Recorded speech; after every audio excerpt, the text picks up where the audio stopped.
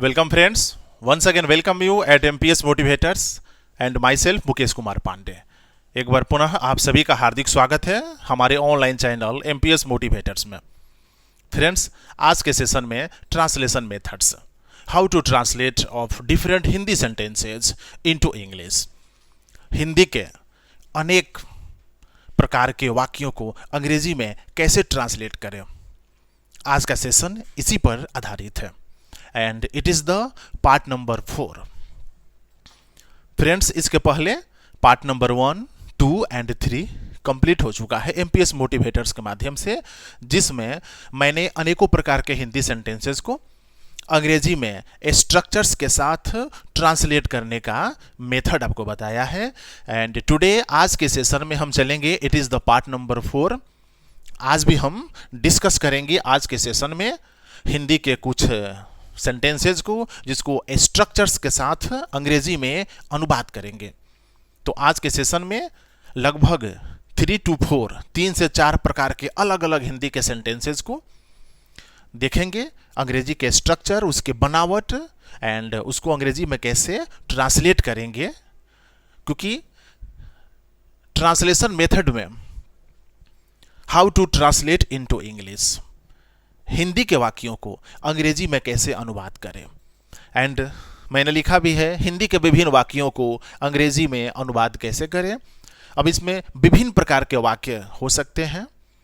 Part number 4 है, coming days में part number 5, part number 6, इस तरह से इनुमरेबल अनगिनत पार्ट आपको मिलेंगे एंड इनुमरेबल हिंदी के सेंटेंसेस को, तरह तरह के हिंदी के वाक्यों को अंग्रेजी में हम ट्रांसलेट करेंगे उसके बनावट के साथ एंड उस बनावट में उसके सब्जेक्ट, वर्ब या उसमें जो भी है मेथड, उसको हम जिक्र करेंगे। चलते हैं आज के सेशन में, देखते हैं कुछ हिंदी के तरह तरह के sentences. So friends, this is the method number 1। Method number 1 में हिंदी के कुछ एग्जाम्पल्स मैंने लिखे हैं। क्या मैं पढ़ा सकता हूँ, क्या हम लोग जा सकते हैं, क्या मैं यहाँ बैठ सकता हूँ। इस तरह के वाक्य जब मिलेंगे तो वहाँ पर एक चीज़ पता चलता है, परमिशन। इंट्रोगेटिव सेंटेंसेज है, प्रश्न सूचक वाक्य है एंड अनुमति का बोध हो रहा है, यानी हम अनुमति मांग रहे हैं, हम किसी से परमिशन ले रहे हैं। तो जब आपको अनुमति मांगना हो, आपको कहीं पर परमिशन लेना हो, इंट्रोगेटिव सेंटेंस का आपको प्रयोग करना पड़ेगा। एंड इंट्रोगेटिव सेंटेंस के इस तरह के सेंटेंसेस का प्रयोग कर सकते हैं। एक बात का ध्यान रहे, इंट्रोगेटिव सेंटेंसेस में जब आप अनुमति लेते हैं तो सब्जेक्ट के जगह पर सिर्फ 2 प्रकार के ही सब्जेक्ट आ सकते हैं, मैं अथवा हम लोग। इंग्लिश में देखें तो आई एंड वी। अगर हिंदी में चर्चा करें तो मैं या हम लोग। परमिशन अपने लिए मांगी जाती है, अगर हम दूसरे के लिए परमिशन मांगेंगे तो वह परमिशन नहीं होगी, वह संभावना हो जाएगी, पॉसिबिलिटी हो जाएगी। इसलिए जब भी अगर आपको परमिशन लेना हो, अपने ऊपर लीजिए। क्या मैं दिल्ली जा सकता हूँ, क्या मैं यहाँ बैठ सकता हूँ, क्या हम लोग अंग्रेजी बोल सकते हैं, क्या हम लोग अंदर आ सकते हैं महाशय, यानी मैं या हम लोग। इसमें दूसरे प्रकार का कोई सब्जेक्ट का जिक्र नहीं होगा। तो इस तरह के सेंटेंस जब भी आपको मिले, इंट्रोगेटिव सेंटेंस रहेंगे, प्रश्न सूचक वाक्य रहेंगे एंड आपको अनुमति लेना होता है। चलते हैं इसके बनावट देखते हैं, इसके स्ट्रक्चर देखते हैं। सो friend, this is the structure and बनावट जो अंग्रेजी का है। सबसे पहले में मॉडल वर्ब है। मॉडल वर्ब जिसका पूरा नाम, जिसका complete name model auxiliary verb है। में plus subject plus V1 plus subject and final अंत में question mark, because this is interrogative sentence. प्रश्न सूचक वाक्य है, क्वेश्चन मार्क अंत में रहना मैंडेटरी है। तो इस तरह के सेंटेंस से जहां पर आपको अनुमति लेनी हो, आप में से शुरू कर सकते हैं। सब्जेक्ट वर्ब का पहला रूप देंगे, ऑब्जेक्ट देंगे, क्वेश्चन मार्क देंगे। फर्स्ट, क्या मैं पढ़ा सकता हूं, मे आई टीच। सेकेंड, क्या हम लोग जा सकते हैं। एंड थर्ड, क्या मैं यहां बैठ सकता हूं। सो फ्रेंड, जब आपको परमिशन लेना हो इंट्रोगेटिव सेंटेंस में, तो मॉडल एक्सुलरी वर्ब मे का प्रयोग करें subject V1 object question mark. एकदम सरल एंड एकदम परफेक्ट। तो इस तरह के सेंटेंसेस बनाने का हमारा ये स्ट्रक्चर एंड ये हमारा एग्जाम्पल। आगे बढ़ते हैं method number 2। So friends, this is the method number 2 and method number 2 में ये कुछ एग्जाम्पल्स। मोहन आ सकता है, सीता बाजार जा सकती है, मेरा भाई विद्यालय से आ सकता है, वर्षा हो सकती है, बादल गरज सकता है, तूफान आ सकता है। अर्थात पॉसिबिलिटी ऑफ वर्क्स, काम होने की संभावना। इस तरह के सेंटेंसेस जब आपको मिले तो बस वहां पर एक ही चीज पता चलता है कि यहां पर कार्य होने की संभावना है, अर्थात पॉसिबिलिटी, संभावना है। अब वह कार्य हो भी सकता है, नहीं भी हो सकता है, क्योंकि संभावना का मतलब ही होता है कार्य हो भी सकता है, नहीं भी हो सकता है। तो जब इस प्रकार के सेंटेंसेस मिले जहां पर हम संभावना व्यक्त करते हैं किसी काम के होने का, तो उस तरह के सेंटेंसेस बनाने के लिए आइए देखते हैं उसका structure. So this is the बनावट, this is the structure. Subject plus may और can plus V1 plus object. May और कैन दोनों में से किसी का प्रयोग कर सकते हैं। मे और कैन, मे का प्रयोग कर सकते हैं, कैन का प्रयोग कर सकते हैं, लेकिन दोनों में एक फर्क है। मे से भी संभावना व्यक्त होता है एंड कैन से भी संभावना व्यक्त होता है। फर्क यही है कि जब कार्य होने की संभावना प्रबल होती है तो वहां पर कैन का प्रयोग करते हैं, और जहां कार्य होने की संभावना कम होती है वहां पर मे का प्रयोग करते हैं। तो यह आप पर डिपेंड करता है कि आप कैन का प्रयोग करेंगे या मे का प्रयोग करेंगे। दोनों करेक्ट है। अगर बादल गरज रहा है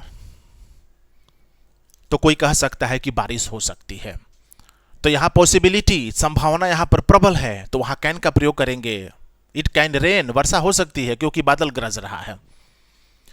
तेज हवा चल रही है, कोई कह दिया कि तूफान आ सकता है, तो वहां पर संभावना ज्यादा है। टेम्पेस्ट कैन कम, तो अगर संभावना ज्यादा है तो कैन का प्रयोग करें, संभावना कम है तो मे का प्रयोग करें।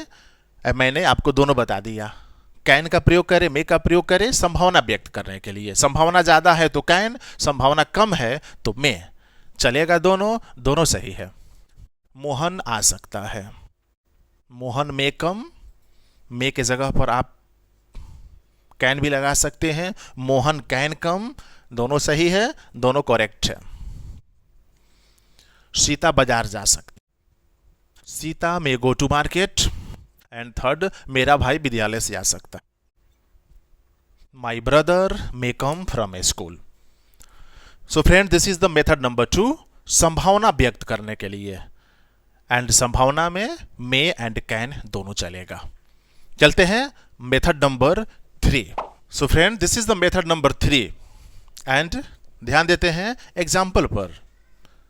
यहां आओ, खड़े हो जाओ, बाहर जाओ, इस तरह के वाक्य जब मिलते हैं तो वो इंपेरेटिव सेंटेंस कहलाता है, आदेश सूचक वाक्य। एंड इंपेरेटिव सेंटेंसेस में कई टाइप्स होते हैं, रिक्वेस्ट, सजेशन, कमांड, यानी ऑर्डर। तो ये ऑर्डर है, इंपेरेटिव सेंटेंस, ऑर्डर यहां पर पता चल रहा है। खड़े हो जाओ, बाहर जाओ, बैठो, हंसो। एंड ऑर्डर में एक निगेटिव ऑर्डर भी होता है, बाहर मत जाओ, खड़े मत होखो, मत चिल्लाओ, मत रोवो। तो इस तरह के सेंटेंसेस, तो यहां पर जो ऑर्डर है ये पॉजिटिव, काम करने के लिए, इसमें कोई फॉरबिडिंग नहीं है, माना ही नहीं है। तो जब इस तरह के सेंटेंसेस मिलेंगे एंड इस तरह के सेंटेंसेस ऑर्डर, इंपेरेटिव सेंटेंस कहलाते हैं, जिसमें ऑर्डर दिया जाता है कि काम कीजिए, जो आदेश है उसको फॉलो कीजिए। तो इस तरह के सेंटेंस बनाने के जो स्ट्रक्चर है, आइए देखते हैं स्ट्रक्चर पर। इस तरह के सेंटेंसेस के जो स्ट्रक्चर होते हैं, जो बनावट होते हैं, subject plus V1 plus object. Structure तो ये पूरा होता है सब्जेक्ट V1 ऑब्जेक्ट, लेकिन जब हम बोलते हैं या जब हम लिखते हैं तो उसमें ये जो सब्जेक्ट है ये हाइड हो जाता है। एंड सब्जेक्ट के जगह पर हम सिर्फ एक वर्ड देख सकते हैं, यू। ऑर्डर, जहां भी ऑर्डर होता है वहां पर ये यू जो है हाइड, छिपा रहता है on the place of subject. Subject के स्थान पर यह यू छिपा रहता है। तो हम क्या करते हैं, यू को हम नेग्लेक्ट यानी यू को हम छोड़ देते हैं एंड यहां से चलते हैं V1 प्लस ऑब्जेक्ट। सीधे V1 देते हैं, वर्ब का first form, infinitive without to, या V1 भी कह सकते हैं, object, other word, full stop.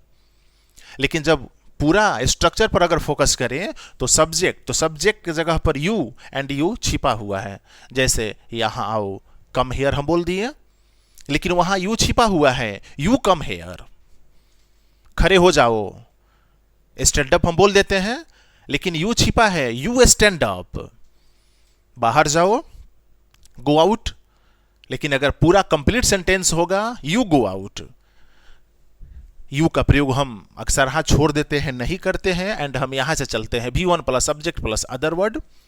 तो हम भी उसी को फॉलो करेंगे, यू को हम हाइड कर देंगे, छिपा देंगे, यू का प्रयोग हम नहीं करेंगे। तो हमारा सेंटेंसेज इस प्रकार से बनेगा, यहां आओ, कम हेयर। ये कम V1 हो गया, ये अदर वर्ड में आ जाएगा here. Come infinitive without to, या V1 बोल सकते हैं। खड़े हो जाओ, स्टैंड अप। थर्ड, बाहर जाओ, गो आउट। तो फ्रेंड्स, जब हम इंपरेटिव सेंटेंस में ऑर्डर को फॉलो करते हैं तो इस तरह के सेंटेंसेस बनाते हैं। आप इस प्रकार के सेंटेंस किसी को ऑर्डर कर सकते हैं, bring a glass of water, एक गिलास पानी लाओ। उसमें यू भी आप जोड़ सकते हैं, you bring a glass of water. चाय बनाओ, मेक टी, दवा ले लो, टेक मेडिसिन। तो आदेश, ऑर्डर इस तरह से बनेंगे, subject plus V1 plus subject. Subject को हम हाइड कर देते हैं, छिपा देते हैं, एंड शुरू करते हैं V1 से और उसके बाद आगे बढ़ते हैं। तो हमारे जो डेली एक्टिविटीज है उसमें हम किसी प्रकार के ऑर्डर को फॉलो करेंगे, आदेश को फॉलो करेंगे, तो V1 ऑब्जेक्ट अदर वर्ड करके हम बना सकते हैं। तो आज का सेशन में मेथड नंबर 3 यानी method number 1, 2 and 3, and it is the part number 4। तो इस तरह के अनगिनत हिंदी सेंटेंसेस को इंग्लिश में ट्रांसलेट करने के लिए विथ एडिक्वेट स्ट्रक्चर्स, उसका जो बनावट है उसके बनावट के साथ अगर आप सीखना चाहते हैं, जानना चाहते हैं, तो जुड़िए हमारे ऑनलाइन चैनल MPS मोटिवेटर्स के साथ। चैनल सब्सक्राइब कीजिए, घर बैठे अंग्रेजी का टेंशन दूर भगाइए, MPS मोटिवेटर्स के साथ आइए। ये हमारा वादा है और ये हमारा चैलेंज भी है। आपकी कंपटीशन एग्जाम हो, आपका सिलेबस हो, क्लास 8 से लेकर के 12 तक, इंग्लिश में किसी प्रकार का प्रॉब्लम हो, आप हमारे चैनल को सब्सक्राइब करें, वीडियोस देखें, पॉजिटिव कमेंट्स करें, MPS मोटिवेटर्स के साथ बने रहें। मिलते हैं कल नेक्स्ट सेशन में विद द पार्ट नंबर 5, 5वां भाग के साथ, एंड देखेंगे कुछ और एक्स्ट्रा हिंदी सेंटेंसेस को इंग्लिश में ट्रांसलेट कैसे करें with structures. Till then, thank you very much.